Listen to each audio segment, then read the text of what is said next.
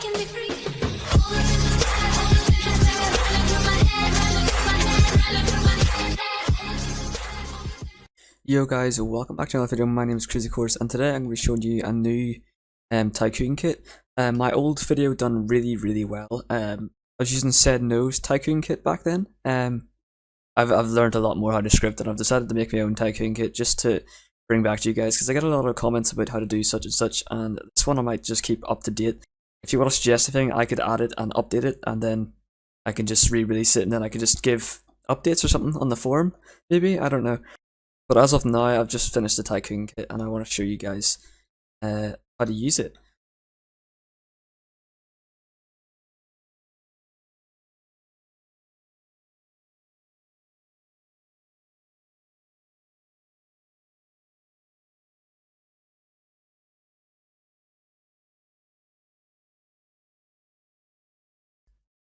So if you open up your Tycoon kit, you've got the main Tycoon and then Tycoons. In here is where your Tycoons will be stored.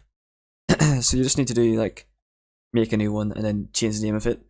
You must change the name. They can't be named the same, or that just won't work. But yeah, the Tycoons are stored in here. You won't need to change any scripts in here. It's literally just putting buttons and stuff. You can fiddle about with these. The drop color, the material value. Don't worry about the owner. You need to keep it there. And then the team color. You can change the team color. But I'll get into that later on. Just go ahead and show you the settings and stuff. So this main framework you don't need to touch. That's basically how the whole thing functions. You don't need to touch that though. There's nothing to change in there. The things you want to change will be in your settings. So when you open up here, it kind of explains everything. You've got the name of currency. You can change this to whatever. It could be money, cash, whatever you like. Then you've got the starter cash. You can change this to whatever as well. You can put it at 0. You can put it at 250. I've just got it set to 500 as default. You've got your double cash. This is whenever this is enabled, everyone in your game will double the XP. So every single drop they get will be doubled in XP if this is on. And then you've got double cash game pass. So you can put your game pass ID here, and anyone who has that game pass will get their double cash or double XP. Same thing, kinda. Kills default is set to false, but when this is active, it will display your kills on the leaderboard. Same with deaths, it will display your deaths on the leaderboard. Show leaderboard is true. If you don't want anyone else to see your money or anything, you can turn this off, but it's usually on for people because you want to see your money.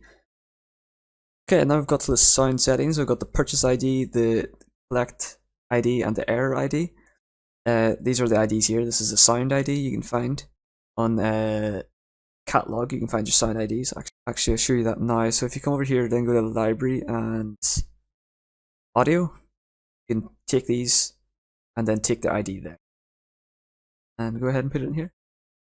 Or now that you've got your ID, you've also got your true. This means it's enabled or not. So if you don't want to hear the sound, you can just change it to false, and then you won't hear it. Now onto the main settings, you've got your auto assign team, which is certainly set to false. This means whenever you spawn in, you'll be assigned a Tycoon instantly instead of walking towards it. You can turn this on to show you how it works. You turn it to true. Whenever you play the game, you'll instantly spawn at the Tycoon, or at a Tycoon. It'll pick one that hasn't been taken, obviously. Change that back to false. Buttons fade, it's currently on true. This means whenever you stand on a button, it will fade out and fade back in. You can turn this off and it'll just go instantly to invisible, or instantly to not invisible. This is the fade time. I got it set to 0.2 because I think that looks the best. Change it however you like. Stealing is currently set as true. This means other people can steal from your Tycoon. If they go to the collector, they can pick up your money. Steal percentage, this means they get 25% off the money you have in your collector. And the steal delay is set to 60 seconds. This means the player won't be able to steal from the same Tycoon for 60 seconds. That's all the settings set up there. I might add more settings in the future, depending on your suggestions, what you want. I could maybe update this and give you some more settings and give you some more stuff to do. For some examples, I was thinking maybe like a build system where it's like your where your object fades in and parts build up to the full thing. I don't know, something like that. Anyways, let's come out of this now. We've basically done, that's all the settings there is. It's pretty simple. Now let's get into the Tycoon. So your purchases folder is where you store all your purchases. We've got the owner door here. That's fine. These here red parts are named hurt. Anything inside the purchases that is named hurt will do damage to anyone who is not in your who is not the owner of the Tycoon. If the percentage is 0.5, if the transparency is 0.5 or below, it will do damage. If it's any higher, it won't do any damage. So whenever you have this set to 0.9, that means the door is open. When you click this, it'll change it to 0.9, and then when you close the door again, or to lock it again to make it to turn the lasers back on, it'll go to 0.5, which will then do damage. So anything 0.5 or below will damage any other players in your Tycoon as long as it's named hurt. So now I've got that out of the way, I've added a few new features to the buttons. So the buttons are over here. But I just named this one first. It doesn't matter what you name these. It will literally change the name to the object's name and then plus the price. So it will do, so say this object is named beginner or begin dropper. It will then change the name of this from first to begin dropper, and then it'll display the price beside it, which is 70. So that's pretty smart. Also added the object to remove function. So this value is kind of similar to the object to spawn. The object to spawn is just the name of the object inside the purchases folder here. So we've got begin dropper is this here, which is actually this one, which means you can click it. Now I've added a new feature which allows you to like remove an object to spawn a new one. So say you want to upgrade your object like this. I've got this one named upgraded dropper. So whenever you buy the upgrade example, as you can see in here, it says object to remove begin dropper. That will remove the begin dropper and it will spawn the upgraded dropper. So that's how that works. Alright, so now we've got the dependency value. This value is like an object. So say we've got in here, I've got begin dropper, which is this. This means this button will not be visible until the begin dropper has been purchased. So this, whenever you spawn in, you'll see that there'll only be one button, which is the begin dropper. So whenever I come over here and touch this, I've now claimed this Tycoon, and if I stand on this, you can see that this one appears. It's upgrade dropper 500. So let's go ahead and click this a few times and get some money. I've got the money set to really high at the minute. You can change that. I'll show you how to do that in a minute. But if we go over here and buy the upgrade dropper, it will delete the old one and it will spawn the new upgraded dropper, which is going a lot faster, as you can see. So I think that feature will come in very useful. The old Tycoon kit didn't have that, so this should be a lot better.